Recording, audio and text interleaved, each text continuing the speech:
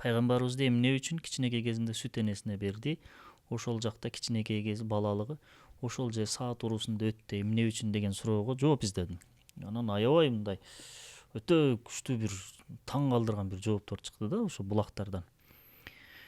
Биринчиден сиро китептеринде кыскача эле Мекке ысык болчу, салкын жакка алып барды деп эле коет да. Ошону менен өтүп кетет.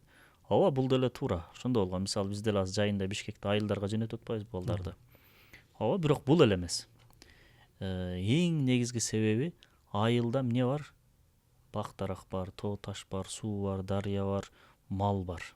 Кой, эчки, үй жаныбарлары, ит бар, мышык бар, тоок, жөжөлөр бар. Бул эмне? Табигыйлык, табият, жаратылыш. Ошолор менен гармонияда жүрүү менен адамдын жан дүйнөсү, фантазиясы, көз карашы калыптанып өсүп өнүгөт. Көп акындар тоо таштардын арасынан чыккан. Көп сүрөтчүлөр, көп кыйын чыган адамдар тоо таштардын арасынан чыккан. Шаардан чыгышы кыйыныраак.